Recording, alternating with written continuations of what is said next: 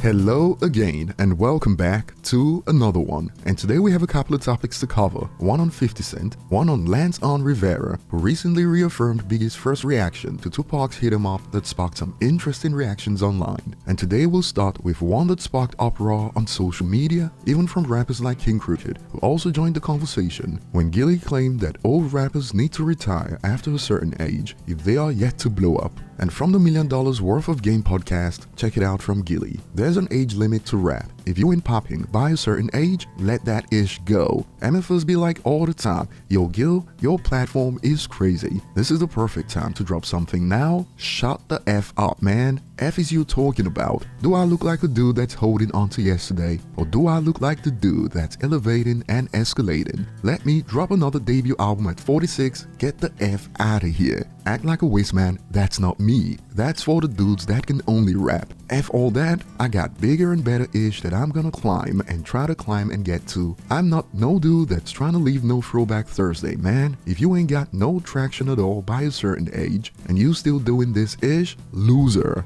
And King Crook wasn't having it, and he took to Twitter to share this. We always do this to ourselves. Nobody else does it on a larger scale than hip-hop ageism. And what's the definition of quote popping in this scenario? It's quite hilarious how as soon as some figures in hip-hop find alternate ways to make money other than rapping, suddenly rapping takes a backseat and becomes corny to them. But hey, remember, Eminem is the vulture, right? And in response to Crook, check this out. Who listens to Gillie shake my head? Go talk to the little dudes since that's your claim to fame. Imagine Gillie trying to tell older spokesmen in hip-hop when to stop rapping. F out of here, Gillie. But some agree with Gil. He's not wrong, Crook. Imagine being 45 still trying to get on. At some point, it just ain't working. If Crook was trying to get on at 45, I would tell him to sit down. Hip-hop is for the young, and that's been proven over and over. And Crook reacted to this. Who am I to tell someone when to quit? I sat on the pier, smoking a cigar, enjoying the guitar playing of an old performer. Tipped him well. It was a dope experience provided by someone who never got quote on. I don't know, man, I see things differently. And someone brought up Griselda. He says ish like this, but then interviews members of Griselda, laughing my bum off. Make it make sense. Benny the Butcher is 38, Conway is 41, Westside Gun is 40, and most people around the world only found out about them recently. But what are your thoughts on Gillie's take? Moving on to the next point, a few years ago, Lance Rivera, aka Un, claimed Biggie cried like a baby when he heard Pac's diss. You know what I'm saying? And I tell people,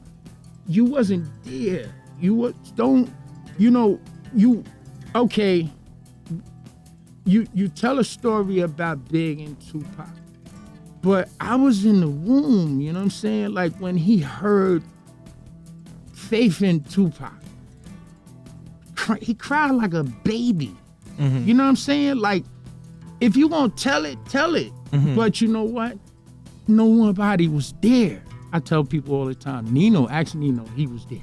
And in a recent interview with Vlad, he reaffirmed this, that Biggie cried like a baby, and this has ruffled some feathers on social media, as some believe. I see why rappers say they don't F with these industry dudes, cause I just saw a clip of saying Big broke down and cried like a baby when he heard Hit 'Em Up. Even if this was 100% true, why would you make that statement about someone who was your man? You take something like that to the grave. But this bull knows if he don't bring up something about Big, don't nobody give a damn about Un. Bull's legacy is getting stabbed by Jay and then have Jay make fun of him in a rhyme. Not bum-ish, shake my head. And many agree, Un should have kept this to himself. He's seeking attention. But on the flip side, that showed how much love Big had for Pac. But some don't care. If that's true, then that's hilarious. Loudly crying emojis.